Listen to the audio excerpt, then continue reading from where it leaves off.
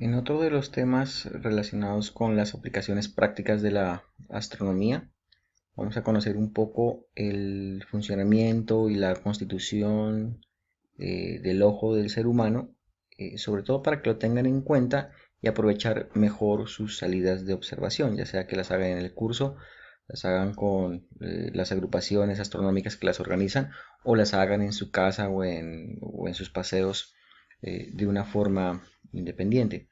Esta charla nació en función de un consejo que nos hizo un amigo. Ahí está Jairo Andrés Chávez, que está con el telescopio azul, es un integrante del grupo AIDA, que en agosto del 2008, en una preparación para una salida de observación, en unas actividades, unas jornadas que se llamaban la Noche de la Luz en la Facultad de Ciencias Agrarias, en el campo de las Huacas de la Universidad del Cauca, y nos decía llevar una lámpara de luz roja o un celofán de ese color para colocarlo en las luces, en las lámparas. En ese momento yo no supe por qué Jairo Andrés, que era el experto en el momento en observación astronómica, nos hacía esa, esa observación, pero a raíz de esa observación yo me interesé en el tema y comencé a investigar. Justo Jairo venía del Festival de Estrellas en el desierto de la Tatacoa, en el Huila, y allá pues él tuvo la oportunidad pues de desarrollar varias actividades y de traer esos aprendizajes y esos consejos. Bueno, a partir de esa pregunta, bueno, de esa motivación va una pregunta motivadora. ¿Qué instrumentos existen para hacer observación astronómica? Hay algunos de ellos. Están los cuadrantes, están las ballestillas, están los lentes, los telescopios, el compás, los mapas, la brújula, pero en realidad el principal instrumento o el instrumento por excelencia para hacer observación astronómica son nuestros ojos, nuestros órganos de la visión. No hay necesidad de tener instrumentos más o menos complejos para poder disfrutar de la observación astronómica. La cuestión es que hay que saber hacerla bien. Em, bueno, la observación aficionada generalmente no tiene propósitos científicos, al menos en nuestra cotidianidad, ¿verdad? Es más que una actividad de medición, como suelen ser las actividades científicas, son actividades netamente visuales, ¿sí? Algunos definen la práctica astronómica como el arte de observar el cielo y bueno, puede ser arte o puede ser también algo de técnica, pero el hecho es que independiente de cómo veamos la observación astronómica, pues es un gusto, es un privilegio que deberíamos poderlo aprovechar de la mejor forma posible. Hablando un poco de la historia de la observación astronómica, pues hemos visto que el instrumento básico para poderla desarrollar es el ojo humano, aunque desde la antigüedad se han utilizado diversos instrumentos que ayudan en esa observación, sobre todo en los temas de medición, como ya los hemos visto, ¿no? Los arcos, los cuadrantes. A partir del año 1609, pues surge el telescopio como un instrumento por excelencia para hacer observación astronómica, el cual se potencia en el siglo XIX con la aparición de la fotografía y su aplicación en la astronomía, ya que se puede registrar de una forma fidedigna, sin acudir a dibujos que pueden tener errores, hacer un registro de lo que se observa. Igual también a mediados del siglo XIX pues nace la espectrografía, lo cual pues hace posible tener una idea de cuáles son los elementos químicos que componen algo tan lejano como una estrella, pues que es imposible de tocar, ¿no? de palpar. Ya en la segunda mitad del siglo XX pues aparecen las fotografías electrónicas que permiten un registro instantáneo de lo observado y no un registro que requiere más tiempo como la fotografía química anteriormente. Y ya hacia finales del siglo pasado pues aparece en primer lugar la mecatrónica, que permite que la observación y el registro de la observación astronómica se automatice. Y los telescopios espaciales pues que además de lo anterior pues permiten superar las limitaciones que la atmósfera terrestre tiene a la propia observación. astronómica. Y la observación sin instrumentos, porque no todo el mundo tiene la posibilidad de adquirir un telescopio o conoce a alguien que tenga un telescopio o puede visitar un centro donde tenga un telescopio, pues la observación astronómica se puede hacer a ojo desnudo, ¿verdad? Es la forma más directa, económica, sencilla, simple de observar el cielo porque requiere un instrumento pues que la mayoría de nosotros disponemos en buenas condiciones, que es el ojo del ser humano. Hay varias técnicas y variadas para hacer observación. Aquí pues mostraremos las principales y lo que definitivamente es común a todas ellas es que es una experiencia que para todos es maravillosa. El cielo estrellado es el patrimonio de la humanidad, debemos cuidarlo, debemos aprovecharlo y no despreciarlo ya que está ahí y es gratis. Bueno, vamos a recordar un poco cuál es la anatomía del ojo humano. Ahí está un corte, una sección de nuestros órganos de la visión. Es un órgano bastante complejo, tiene muchos elementos que lo componen, aunque en realidad para efectos de lo que vamos a hablar en estos materiales, pues nos vamos a centrar en los principales elementos, ¿verdad? Que son los que vemos aquí a continuación. La córnea, el iris, el cristalino y la retina, y dentro de la retina los bastones y los conos.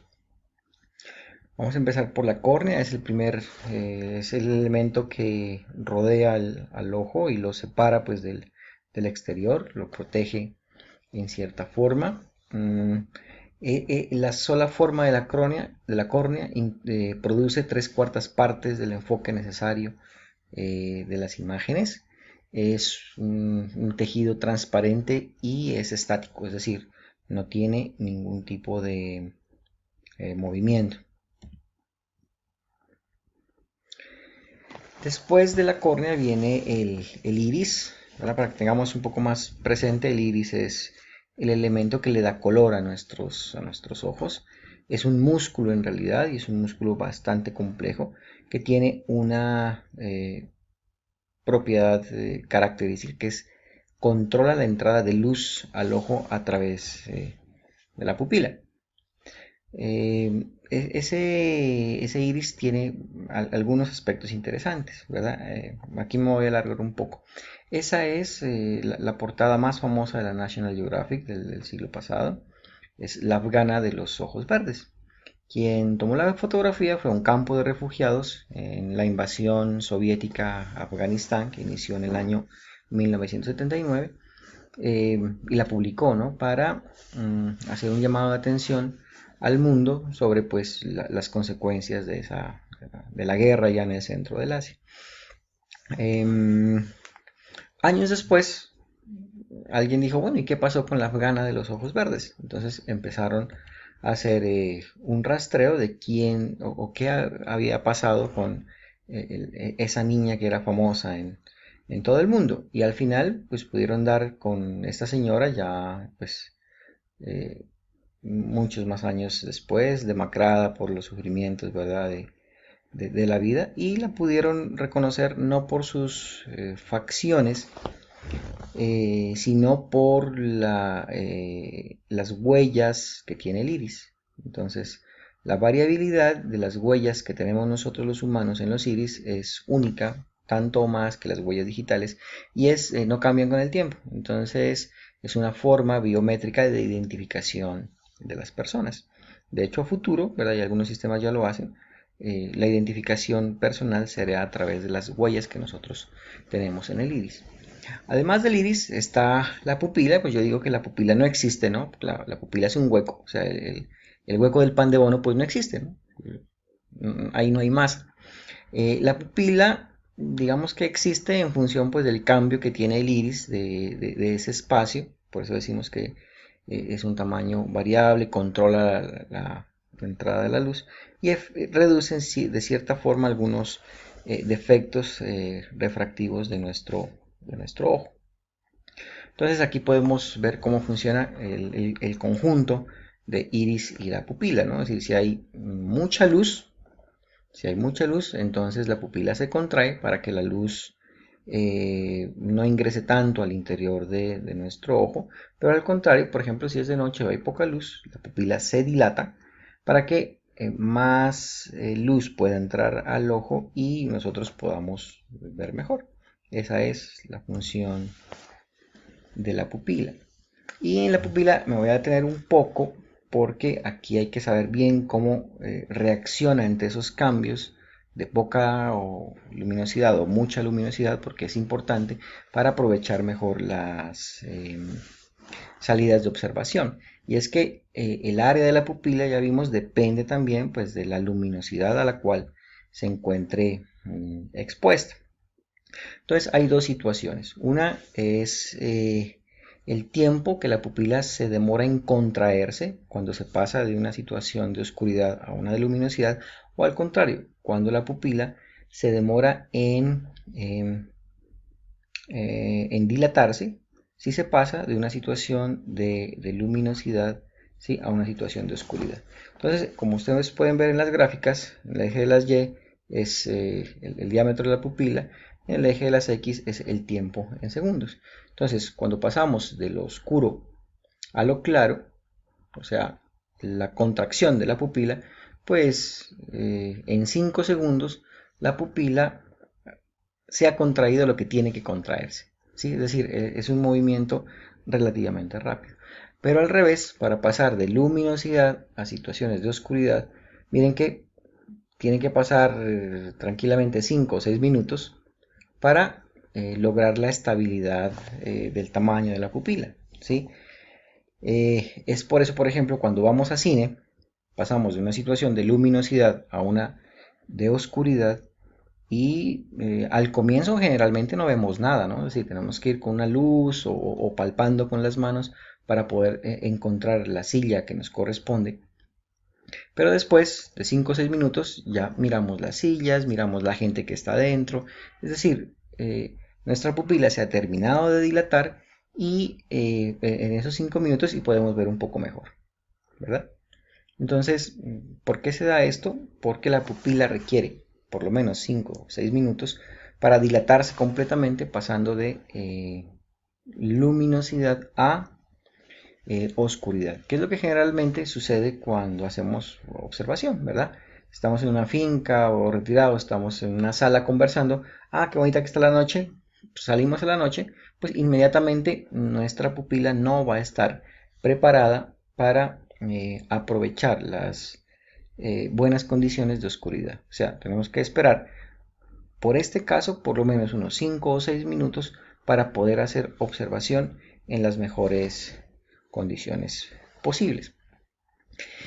Y en el iris también está el cristalino, que es una lente biconvexa, ¿sí? Es transparente también, puede cambiar de tamaño, ¿sí? O sea, su espesor es variable en función de los músculos que lo acomodan, y el cristalino nunca deja de crecer, ¿verdad? Y cuando más grande es, también pierde la capacidad de modificarse en su espesor. Y el cristalino tiene pues una característica bastante interesante, como vemos ahí en la animación, ¿verdad? Y es que él pues se adelgaza para enfocar elementos que están lejanos, ¿sí? O se engrosa para enfocar elementos que están cercanos. Pero como es una lente, ¿sí? La imagen que se forma dentro del ojo es inversa a como es en la realidad. Entonces, por ejemplo, si vemos ahí el árbol que crece hacia arriba, pues en el ojo el árbol se refleja como si estuviera creciendo hacia abajo, ¿sí? Pero el cerebro lo interpreta de una forma diferente, ¿no? Entonces, el cerebro sabe esta característica de la lente y lo que hace entonces es invertir la imagen. Bueno, o es eso, o es que en la realidad, los árboles crecen hacia abajo. Bueno, ahí les dejo esa duda.